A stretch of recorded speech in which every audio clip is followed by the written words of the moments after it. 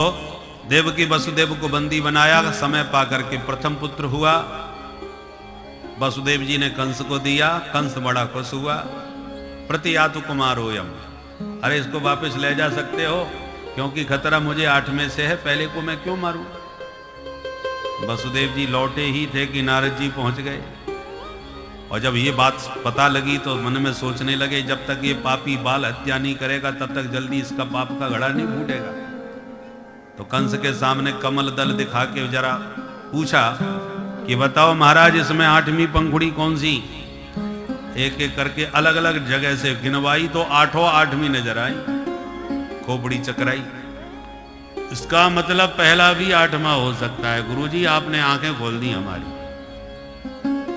मूर्ख और संख दूसरों के भूखने से बचते हैं, अपने आप विवेक इनके पास होता ही कहां है। तुरंत कंस ने वसुदेव को वापस बुला के बच्चे को छीन लिया, उठा के पटक दिया, और लगातार इसी प्रकार 6 पुत्रों की हत्या हुई।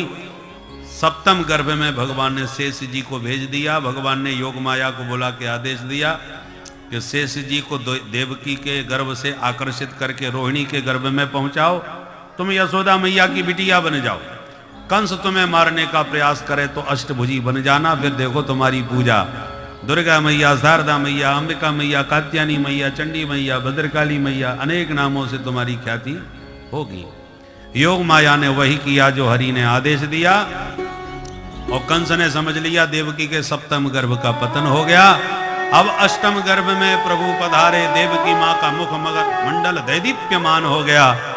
समस्त देव वृंद स्तुति करने लगे, गर्भस्तुति। सत्यव्रतम सत्यपरम त्रिसत्यम सत्यस्य योनिं निहितं च सत्ये, सत्यस्य सत्यमृत सत्य नेत्रम सत्यात्मकं त्वां शरणं प्रपन्ना। सत्य सत्य कह करके देव वृंदों ने स्तुति करी। क्यों कहना चाहते हैं महाराज?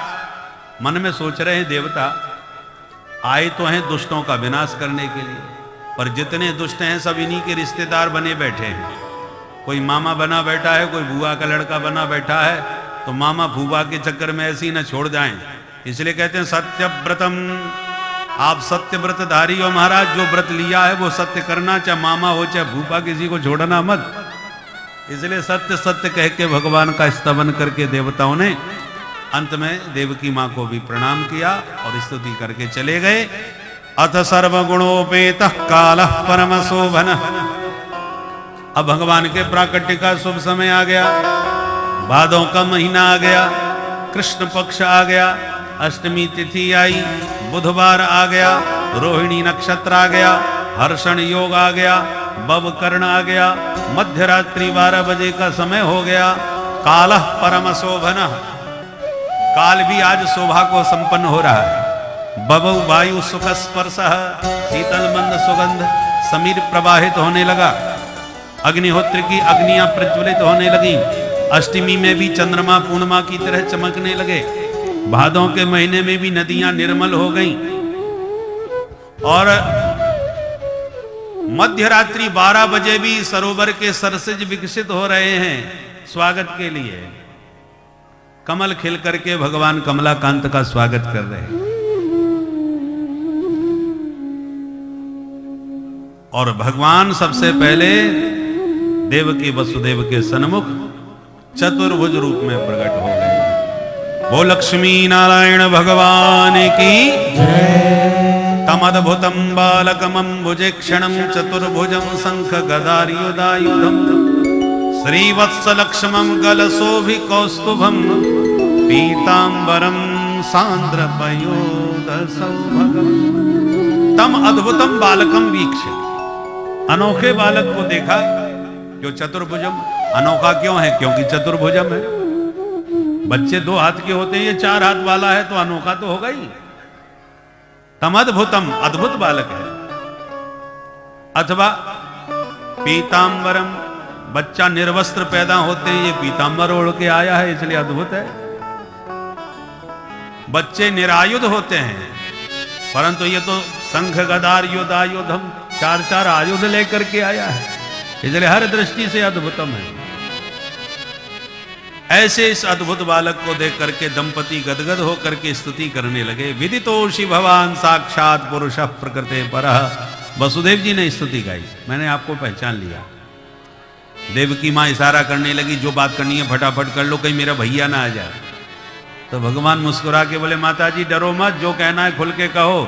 सुदर्शन का जब तक दर्शन हो रहा है किसी से डरने की जरूरत नहीं, जब बच्चे बन जाएं तब ख्याल करना हमारा। तब तो देवकी मैया भी स्तुति करने लगी।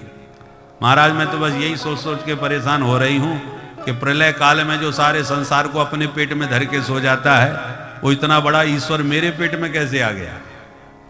बिभर्ति सोयम मम गर्भ गोभूत अहो नलोकस्य विडम्बनम हि तत्।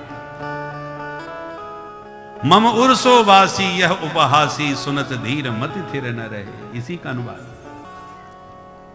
अंत में भगवान बोले, मां आपने मुझे कठोर तपस्या करके पुत्र के रूप में मांगा था।